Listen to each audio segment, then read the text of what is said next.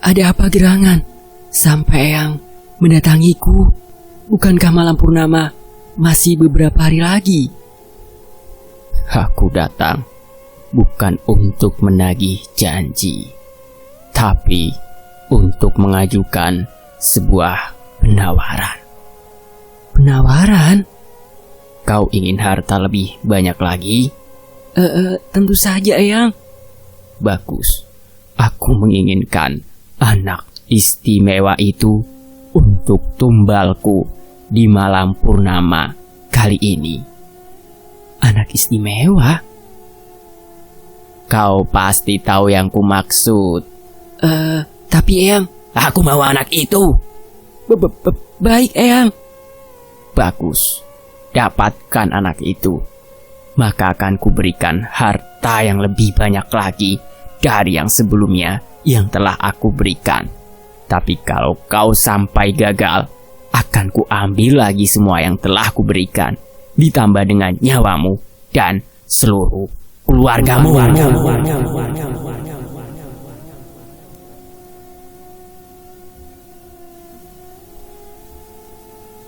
Itulah beberapa spoiler untuk intro di cerita kali ini. Untuk lebih selengkapnya, pertama-tama saya bersyukur kepada Allah Subhanahu wa Ta'ala yang dimana saya telah diizinkan oleh penulisnya, Bang Indra. Dan untuk menuju ke selengkapnya, kita harus berdoa dulu ya. A'udzu bikalimatillahi tammati.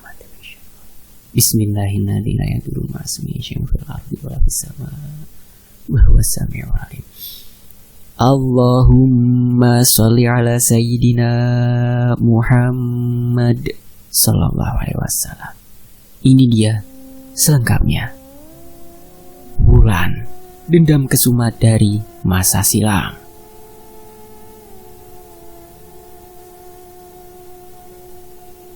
Gadis kecil itu berjalan berjingkat-jingkat sambil bersenandung pelan. Rambut kepang duanya bergoyang-goyang mengikuti irama langkah kakinya. Begitu juga dengan tas lempang yang tergantung di pundaknya. Wajahnya terlihat sangat ceria, meski sengatan sinar matahari musim kemarau membakar kulitnya. Keringat membanjir di sekujur tubuhnya, membasahi seragam putih merah yang dikenakannya. Mak, Wulan pulang. Seru gadis itu saat memasuki pintu sebuah pondok kayu sederhana di tengah ladang singkong itu. Wulan, kebiasaan kamu ya. Pulang sekolah bukannya mengucap salam malah teriak-teriak begitu. Terdengar seruan sang ibu dari arah dapur. Hehehe, lupa mak. Gadis itu tertawa, melemparkan tas sekolahnya ke atas kursi, lalu menyambar sepotong tempe goreng yang terhidang di atas meja dan mengunyahnya dengan rakus. Lapar mak. Wulan, bukannya ganti baju dulu. Romlah, emak dari si gadis kecil itu, muncul dari arah dapur. Dan kenapa bajumu lecek begitu nak? Kamu berantem lagi di sekolah? Enggak mak, jawab Wulan seenaknya, sambil duduk di kursi dan melepas sepatunya. Jangan bohong sama emak, seru Romlah lagi sambil meletakkan sepanci sayur yang dibawanya di atas meja. Iya. Lagi-lagi gadis itu menjawab sekenanya.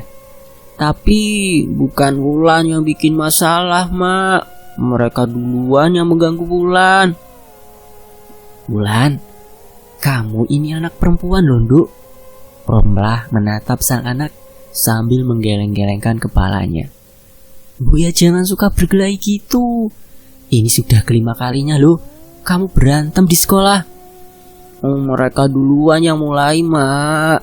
Gadis kecil itu masih tetap membela diri. Masa Wulan diam aja kalau mereka berani mendorong dan menjambak rambut Wulan? Ada ya alasan kamu ya. Romlah ikut duduk di samping anak gadisnya itu. Pokoknya emak gak suka kalau kamu suka berantem gitu. Sudah 4 kali loh bapakmu dipanggil ke sekolah gara-gara kamu. Apa kamu gak kasihan? Kali ini sama siapa lagi kamu berantem? Tommy mak. sahut anak itu sambil melepas baju seragamnya dan menggantinya dengan kaos oblong dan celana pendek sebatas lutut. Tommy anaknya Pak Darsa? Romlah mengernyitkan keningnya. Iya kali, sahut anak itu singkat, seolah tak memperdulikan kecemasan sang emak. Gadis kecil itu justru segera bangkit dan meraih piring, mengisinya dengan nasi dan lauk pauk yang telah terhidang di atas meja. Piring berukuran besar itu nyaris tak muat menampung semua makanan yang diambil oleh si gadis kecil itu. Sambil duduk dan mengangkat sebelah kakinya ke atas kursi, gadis kecil itu makan dengan lahapnya. Wulan, yang sopan kalau makan. Lagi-lagi, Romla menghardik anak semata wayangnya itu. Hehehe, iya, maaf mak. Gadis itu terkekeh dan segera menurunkan kakinya. Lagi-lagi, Romla hanya bisa geleng-geleng kepala melihat tingkah anak semata wayangnya itu. Wulan, main yuk. Sebuah rasa yang sangat familiar terdengar dari luar pondok. Wulan segera menjejalkan suapan terakhir ke dalam mulutnya, meletakkan piring yang kini telah kosong, lalu mengelap tangannya dengan ujung kaos yang dipakainya. Mak, Wulan main ya. Lagi-lagi gadis kecil itu berteriak kepada emaknya yang masih sibuk di dapur. Wulan mau. Astagfirullahaladzim. Romlah kembali hanya bisa geleng-geleng kepala saat menyadari bayangan sang anak telah lenyap entah kemana. Jangan jauh-jauh mainnya, dan jangan bermain di dekat kali. Entah teriakan Romlah kali ini masih didengar atau tidak oleh Wulan, karena gadis kecil itu kini telah berada di luar pondok. Lan, main yuk. Seorang anak laki-laki berbadan gempal telah duduk di bangku kayu yang ada di teras pondok itu. Main kemana? Masih panas gini, malas aku. Gadis itu ikut duduk di sebelah si anak laki-laki. Rumahku saja, aku punya mainan baru dibelikan sama emakku kemarin, kata Lintang, si anak laki-laki bertubuh gempal itu. Males ah, emakmu galak. Aku ndak suka main ke rumahmu. Mending kita main ke kali Salahan saja.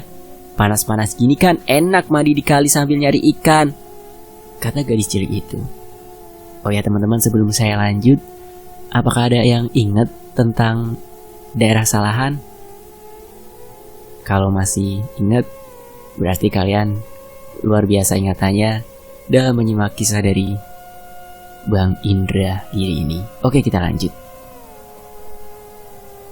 Tapi kan emakmu tadi bilang.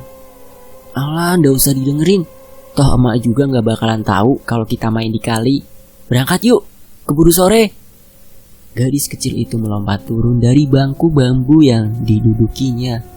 Lalu dengan riangnya, ia berjalan berjingkat-jingkat meninggalkan Lintang. Lintang hanya geleng-geleng kepala melihat tingkah sahabatnya itu. Wulan memang anak yang lincah.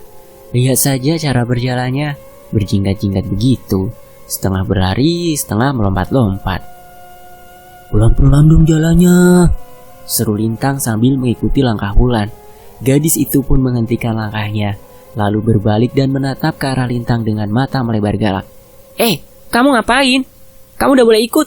Aku udah mau main sama kamu. Kamu jorok, badanmu bau, wajahmu jelek, dan kamu telanjang gitu. Jijik aku melihatmu. Suara Wulan yang meninggi itu sukses membuat Lintang juga menghentikan langkahnya.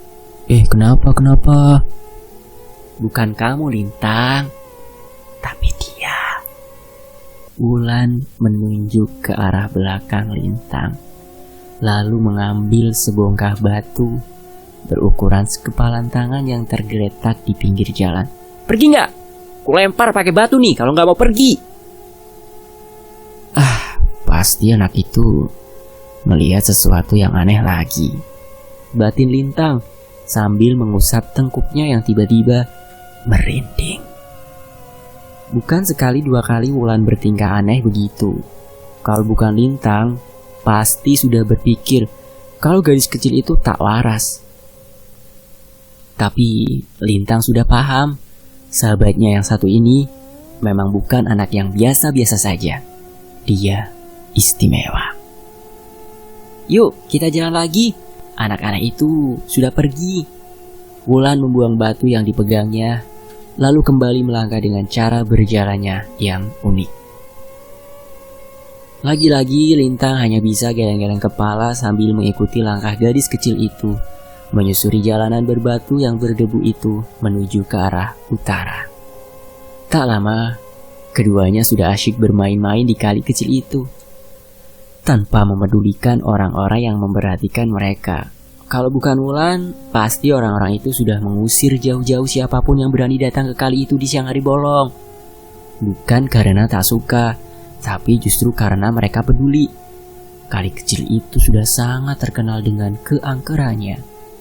Ada waktu-waktu tertentu yang dianggap pamali untuk datang ke kali itu. Salah satunya di saat tepat tengah hari seperti sekarang ini. Namun orang-orang itu tahu siapa Wulan.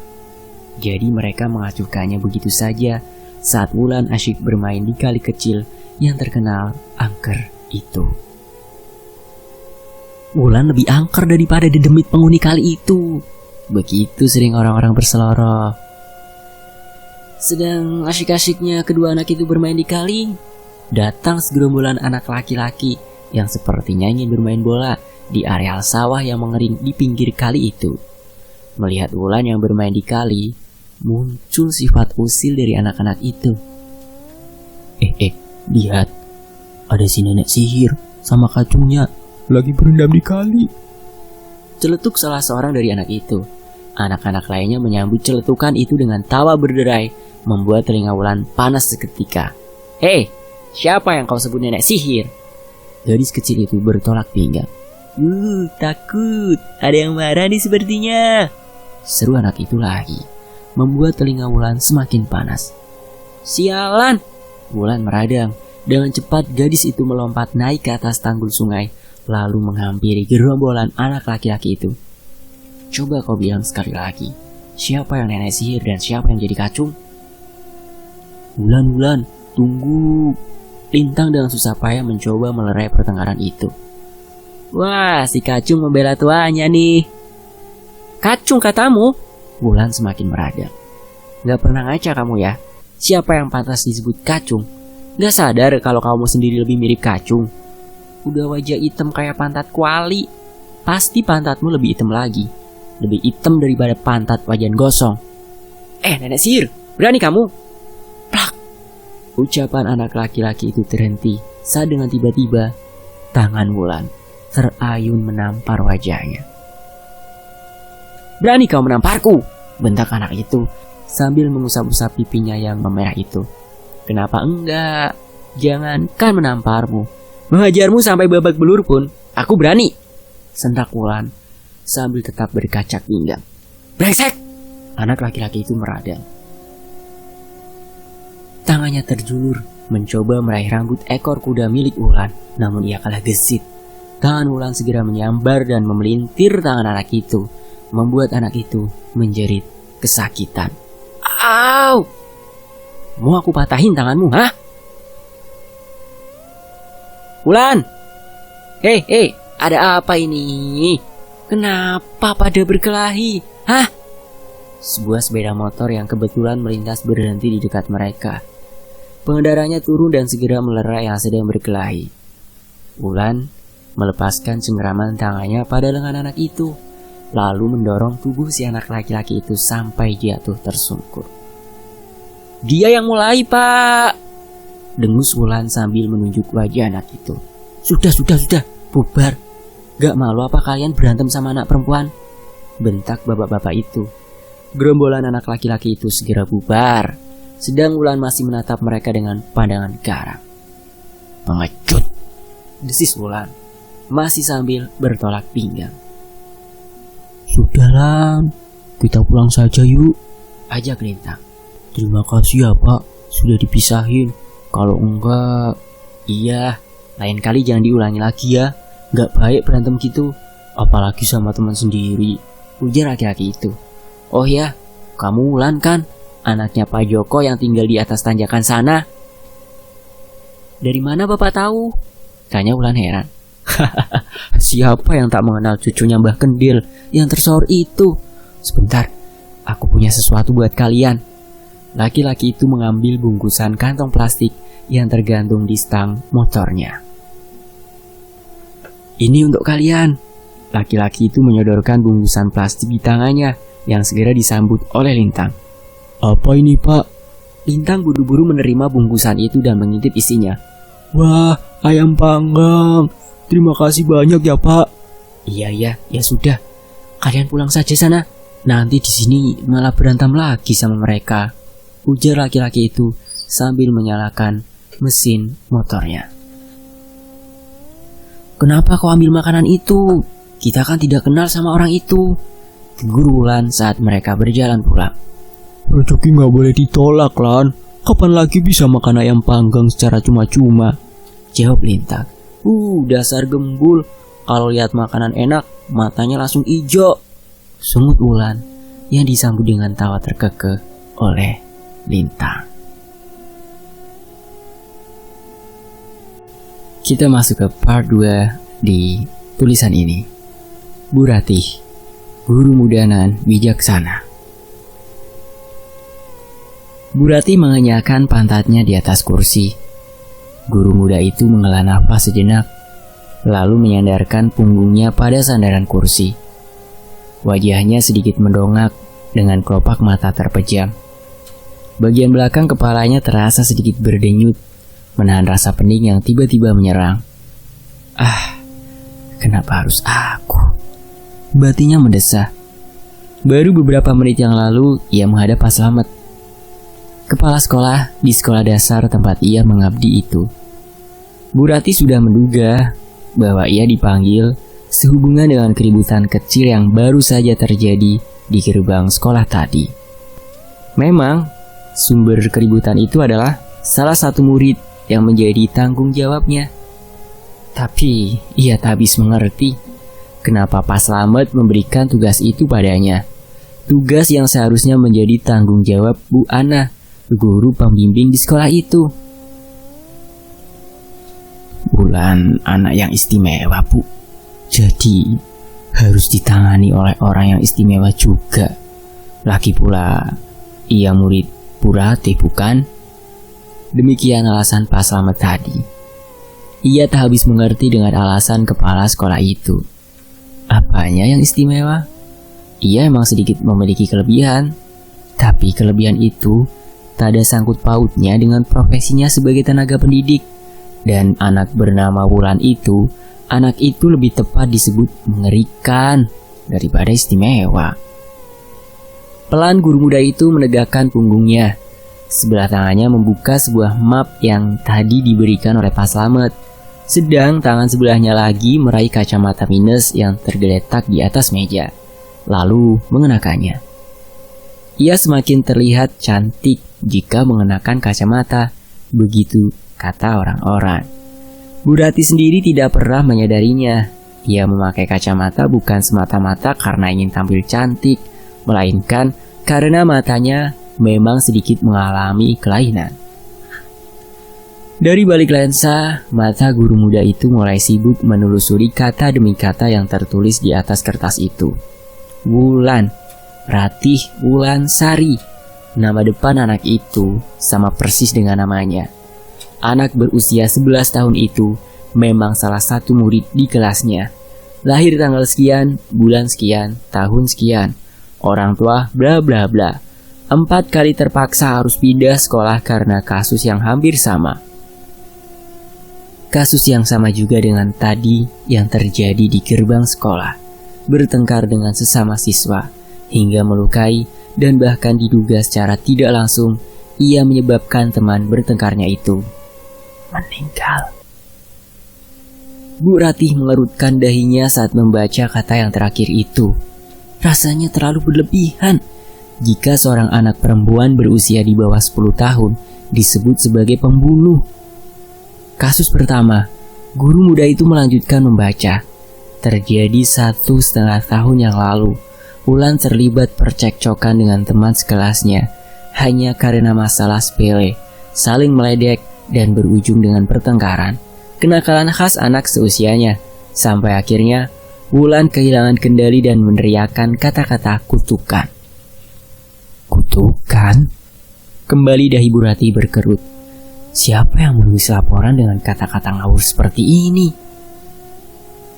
Mudah-mudahan perutmu robek dan habis dimakan belatung. Demikian kata-kata yang diucapkan Wulan saat itu, saat ia mengetahui bahwa salah seorang teman sekelasnya menyembunyikan bekal makan siang miliknya. Entah kebetulan atau bagaimana, 2 hari kemudian, ucapan Wulan itu benar-benar menjadi kenyataan. Rudi, anak yang disumpahi Wulan itu, mengalami kecelakaan tragis. Ia terjatuh saat sedang memanjat pohon mangga milik tetangganya. Lagi-lagi kenakalan khas anak kecil, mencuri mangga milik tetangga. Sebenarnya tidak terlalu tinggi anak itu memanjat, dan secara logika, kalaupun sampai jatuh, tak akan berakibat fatal. Namun sepertinya, Rudi salah memilih lokasi untuk mendaratkan tubuhnya. Pohon mangga yang dipanjatnya itu tumbuh persis di sebelah pagar besi yang memiliki ujung-ujung yang runcing. Saat terjatuh, bagian perutnya tersangkut di ujung pagar yang runcing itu dan Bu Ratih tak berani melanjutkan membaca. Sampai di kalimat itu, ia jadi paham kenapa Wulan sampai dibilang mengucapkan kata-kata kutukan. Guru muda itu mengusap tengkuknya yang tiba-tiba meremang. Segera dibaliknya kertas di tangannya itu. Kasus berikutnya hampir sama, namun terjadi di sekolah yang berbeda. Pertengkaran kecil berubah menjadi sumpah serapah yang diakhiri dengan meninggalnya salah seorang siswa karena tercebur ke dalam kolam ikan beberapa hari setelah pertengkaran itu. Anak itu tak bisa berenang dan saat ditemukan mayatnya sudah membengkak, sama persis seperti sumpah serapah yang diucapkan Wulan saat mereka bertengkar beberapa hari sebelumnya. Begitu juga kasus yang ketiga dan keempat, semuanya melibatkan pertengkaran, sumpah serapah, dan diakhiri dengan melayangnya satu nyawa anak manusia. Ditambah dengan kejadian di gerbang sekolah tadi, total sudah 5 kasus yang dikantongi anak bernama Wulan ini. Meski di kejadian kali ini, Wulan tak sempat mengucapkan kata-kata kutukan. Seorang anak laki-laki bernama Lintang berhasil membekap mulutnya sebelum gadis kecil itu benar-benar meradang. Lintang? Bukan anak laki-laki itu yang tadi bermasalah dengan Wulan. Ia justru teman dekat Wulan. Bahkan bisa dibilang kalau Lintang ini satu-satunya teman yang dimiliki oleh Wulan. Lalu kenapa? Bu Ratih berpikir keras, dan satu kesimpulan pun ia dapat. Lintang, teman dekat Wulan, sudah pasti ia paham betul soal tabiat Wulan. Tapi, apakah ia juga paham dengan kata-kata kutukan milik Wulan? Sehingga dengan sigap ia segera membekap mulut Wulan sebelum kutukan itu terlanjur diucapkan? Kutukan, kutukan, kutukan. Bu Ratih mengeleng pelan. Ia berusaha membuang jauh-jauh kata itu. Sebagai seorang tenaga pendidik, ia harus bisa berpikir logis. Ia tak boleh terpancing rumor yang tak bisa dipertanggungjawabkan itu. Namun semakin ia berusaha mengesampingkan kata-kata itu, justru ia semakin yakin bahwa kata-kata itu bukan sekedar rumor belaka. Otaknya berpikir untuk menolak, tapi hati nuraninya justru semakin meyakini mungkin ini yang dimaksud keistimewaan oleh Pak Slamet tadi. Kembali guru muda itu melepas kacamatanya, lalu menyandarkan punggungnya di sandaran kursi. Pelan dipijitnya pangkal hidungnya, sekedar untuk mengurangi rasa pening yang tiba-tiba datang menyerang. Aku seorang guru. Tugasku mengajar dan mendidik semua anak murid yang menjadi tanggung jawabku. Pun jika ada anak muridku yang terlibat masalah, aku harus menuntunnya untuk kembali ke jalan yang benar. Ini semua harus segera diakhiri. Anak bernama Wulan itu butuh bimbingan, bukan hukuman. Batin guru muda itu. Belum pulang, Bu. Sebuah suara mengejutkan guru muda itu. Suara khas yang sangat dikenalnya membuat Bu Ratih segera memperbaiki posisi duduknya. Sebentar lagi, Pak. Gugup Bu Ratih menjawab sambil menoleh ke arah pintu, tempat di mana Pak Slamet berdiri menatapnya. Mau saya antar? Ujar laki-laki itu lagi. Terima kasih, Pak. Tapi sepertinya tidak perlu. Saya bisa pulang sendiri dan masih ada sedikit tugas yang harus saya selesaikan. Tolak Bu Ratih sopan. Ya sudah kalau begitu, saya pulang duluan ya. Ada sedikit gurat kekecewaan di wajah Pak Slamet saat mengucapkan kalimat itu. Bu Ratih bukannya tak tahu, tapi ia pura-pura tidak tahu. Biar bagaimanapun, ia tak ingin ada rumor tak sedap menyebar tentang dirinya. Pak Slamet masih lajang, meski usianya sudah tak lagi muda. Sedangkan dirinya sampai saat ini juga masih sendiri. Jika orang melihat ia sering bersama laki-laki itu, maka mulut-mulut usil pasti akan segera sibuk memberikan komentar miring. Kita masuk ke part 3. Pak Darsa, orang terkaya sekecamatan. Joko baru saja pulang dari ladang saat sepeda motor itu berbelok memasuki halaman pondoknya. Pengemudinya turun, lalu bergegas menghampirinya. Pak Darsa, gumam Joko lirih. Ia kenal betul dengan laki-laki berpakaian necis itu. Orang terkaya sekecamatan, tengkulak yang biasa membeli hasil panen para warga. Di mana anakmu? Tanya laki-laki berpakaian necis itu tanpa basa-basi. Ada perlu apa ya, Pak, mencari anak saya? Joko meletakkan cangkulnya, lalu mempersilahkan tamunya duduk. Saya mau minta ganti rugi, kata laki-laki itu ketus. Ganti rugi? Tanya Joko heran. Anakmu memukuli anak saya tadi di sekolah sampai babak belur. Kakinya lecet-lecet, dahinya benjol, dan pergelangan tangannya terkilir. Saya nggak mau tahu. Saya minta ganti rugi untuk biaya pengobatan. Laki-laki itu menyebutkan nominal angka rupiah yang lumayan besar. Sebanyak itu ya, Pak? Joko menelan ludah. Pahit. Lagi-lagi Wulan bikin ulah, dan dia sebagai orang tua yang harus menanggung akibatnya. Kau pikir biaya berobat ke dokter murah? Mahal. Tapi pantas kalau orang kampung seperti kalian tidak tahu. Biasa berobat ke dukun sih. Pokoknya saya minta ganti rugi. Kalau tidak, urusannya akan jadi panjang. Saya bisa. Baik, Pak. Potong Joko cepat. Ia tak mau lagi mendengar kata-kata orang kaya yang sombong itu. Terlalu pedas dan menyakitkan. Tunggu sebentar, biar saya ambilkan uangnya.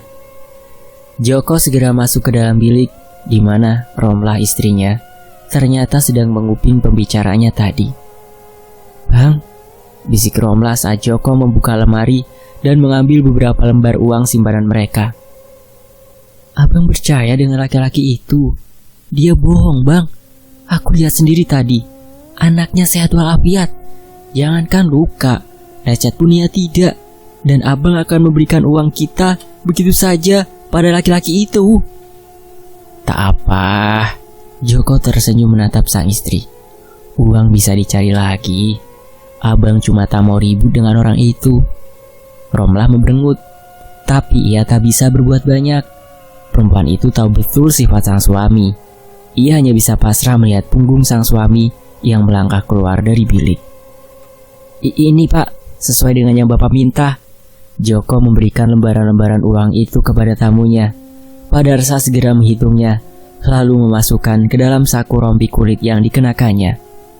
Ingat, didik baik-baik anakku itu. Jangan sampai mencelakai anak orang lagi. Anak perempuan kok sukanya berantem.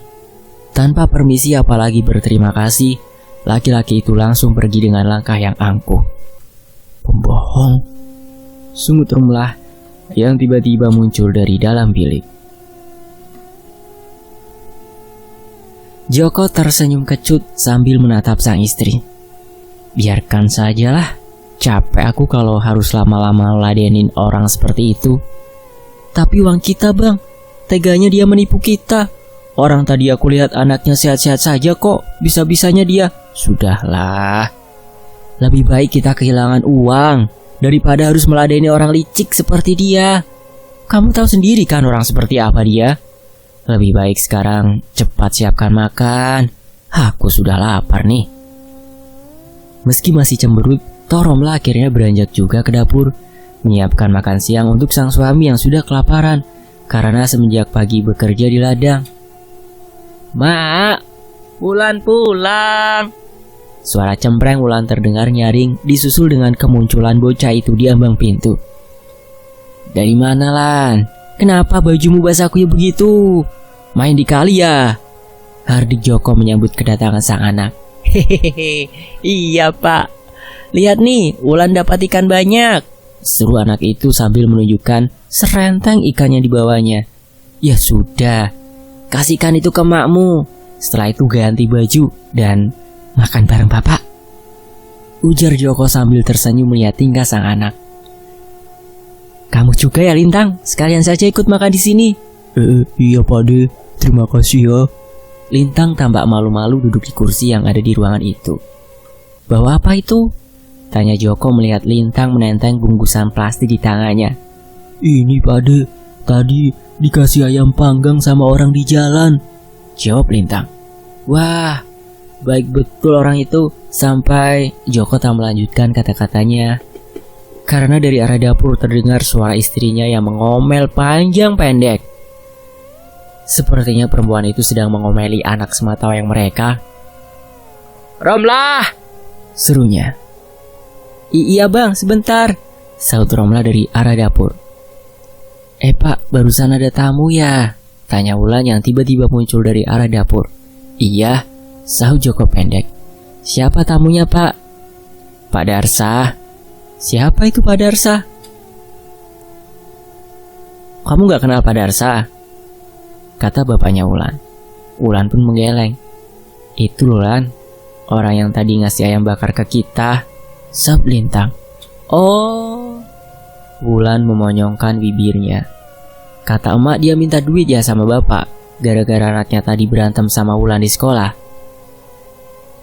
Oh, gitu. Jadi benar, tadi kamu berantem di sekolah? Tanya Joko menyelidik. Wulan hanya membela diri pak. Tommy itu jahat, sama kayak bapaknya. Kilah Wulan. Dan Joko pun memberi wejangan kepada Wulan. Kamu itu anak perempuan Wulan? Boyo jangan suka berkelahi begitu. Wulan hanya nyengir mendengar nasihat sang bapak. Gadis itu justru mengalihkan perhatiannya kepada Lintang. Tang, kesinikan bungkusan itu. Wulan menyambar bungkusan plastik di tangan Lintang.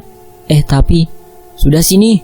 Wulan segera membuka bungkusan plastik berisi ayam panggang itu, lalu menyantap isinya dengan rakus. Ayam panggang ini buatku saja ya. Kamu makan ayam goreng yang dimasak emakku saja. Enak kok. Lebih enak malah kalau dibandingkan dengan ayam panggang ini. Lintang hanya bisa melongo sambil melihat Wulan dengan rakusnya mengunyah ayam panggang itu sampai habis tak tersisa. Kita masuk part keempat, Lintang, sang pelindung. Gubrak, tubuh Lintang terhempas.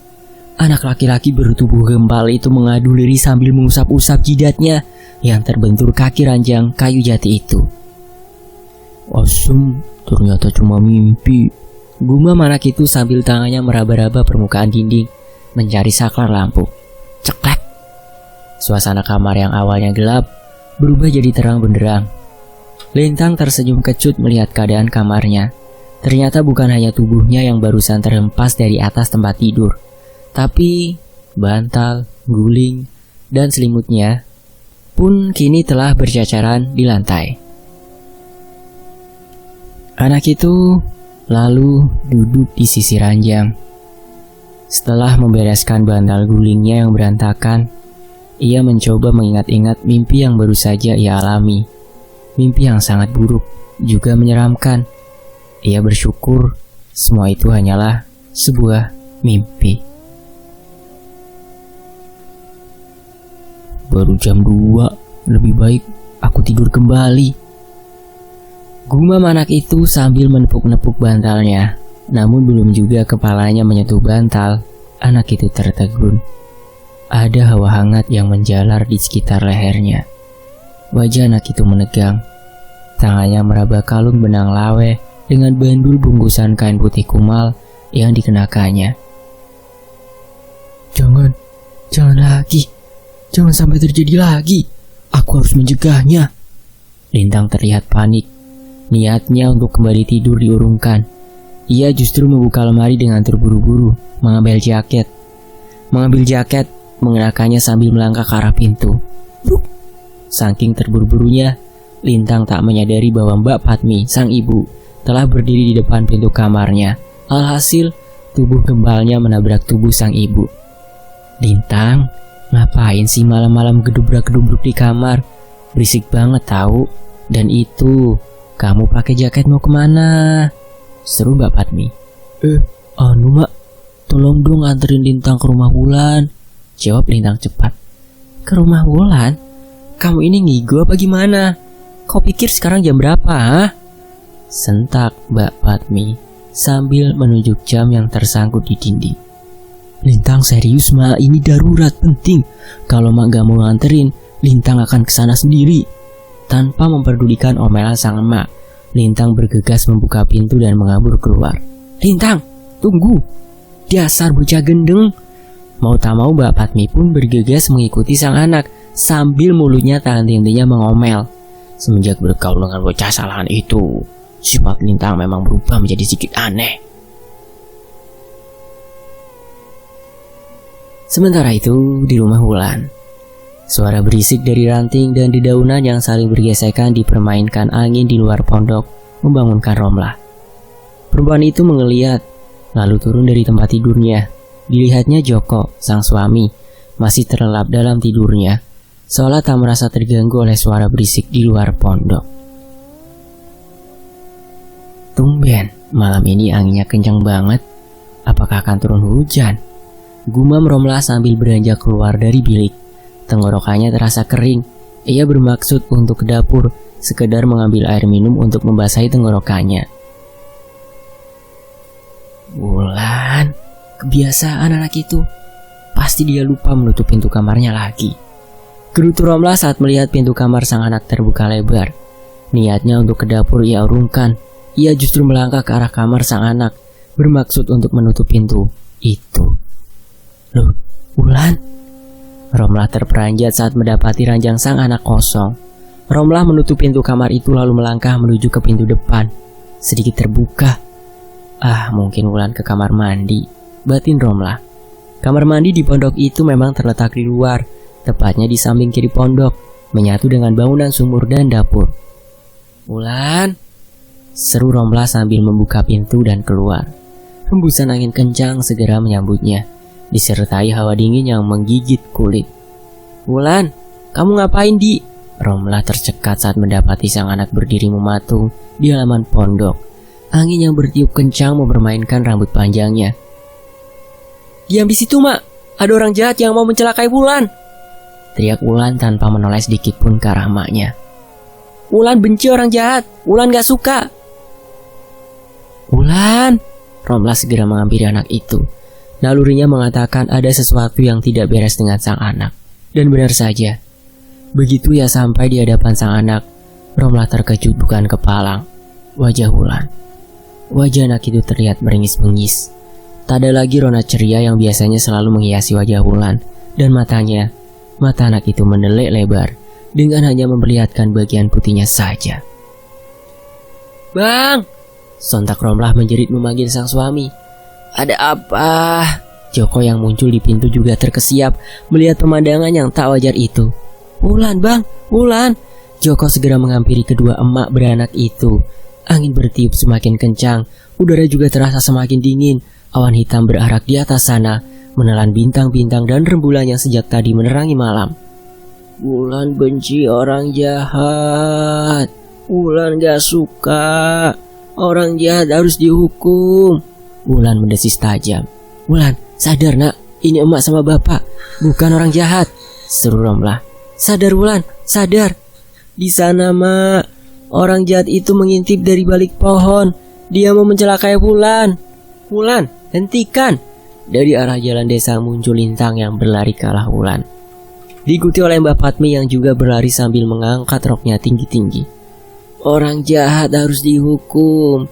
Orang jahat harus dihukum. Harus dihukum. Dihukum. Wulan, kau harus dihukum. Kau harus dihukum. Wulan menunjuk ke arah pohon sengon besar yang tumbuh tak jauh di depan mereka. Angin bertiup semakin kencang, seolah menahan langkah Lintang yang mencoba mendekati Wulan. Hawa hangat yang sejak tadi dirasakan oleh Lintang di bagian lehernya pelan-pelan berubah menjadi hawa panas. Wulan, hentikan! Terseok-seok Lintang terus berusaha mendekat, namun sepertinya ia terlambat. Angin semakin kencang, awan hitam semakin tebal. Udara semakin dingin, sementara hawa panas di leher Lintang terasa membakar kulit. Matilah kau orang jahat!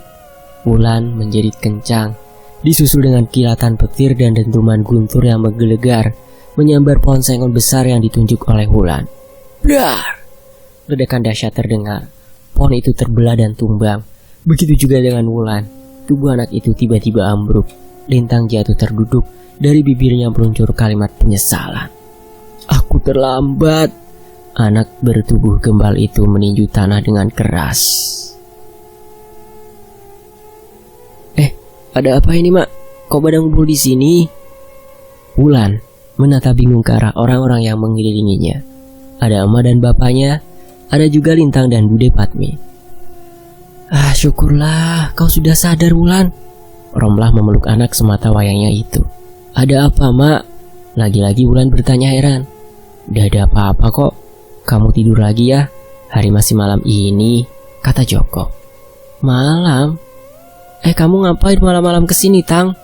Wulan menatap ke arah Lintang yang sejak tadi hanya dia membisu. Nggak apa-apa kok. Tadi Bude yang minta agar Lintang antarin Bude ke sini. Bude ada perlu sama emakmu. Bapak Padmi yang menjawab pertanyaan Wulan itu karena Lintang masih dalam diam 1000 bahasa. Lah, sebaiknya kau temani anakmu tidur. Aku pamit pulang dulu ya. Lanjutnya. Iya Mbak, makasih banyak ya. Bapak Padmi sudah banyak membantu, ujar Romlah. Iya, ndak apa-apa. Kita kan tetangga. Sudah sewajarnya kalau saling membantu. Ya sudah, kami pamit ya. Ayo Tang, kita pulang. Mbak Padmi pun menggandeng tangan anaknya. Tersarup-sarup mereka menyusuri jalanan yang gelap itu. Mbak Padmi tak sempat membawa senter tadi karena terlalu terburu-buru. Tang, kenapa kamu tiba-tiba tadi mengajak ke rumah Wulan? Sepertinya kamu tahu kalau akan terjadi sesuatu, tanya Mbak Padmi. Lintang mimpi, Mak, jawab Lintang pendek. Mimpi? Mimpi apa, Tang? Tanya Mbak Padmi lagi. Mimpi buruk. Mimpi buruk? Mimpi buruk yang seperti apa, Tang? Wulan berkelahi dengan monyet besar. Monyet itu dibunuhnya, dan setelah mati, monyet itu berubah menjadi apa? Entahlah, Mak. Kita lihat saja besok. Mudah-mudahan tidak terjadi sesuatu yang buruk. Lintang melangkah lebih cepat, mendahului sang emak. Mbak Padmi paham, Lintang tak mau lagi membicarakan soal mimpi buruknya. Kira-kira monyet itu akan berubah menjadi apa ya? Cari tahu di bagian berikutnya. Saya pamit undur diri. Terima kasih buat Bang Indra ya. Dan tentunya terima kasih buat teman-teman yang mau nyimak kisah ini. Sampai jumpa di bagian berikutnya. Wassalamualaikum warahmatullahi wabarakatuh.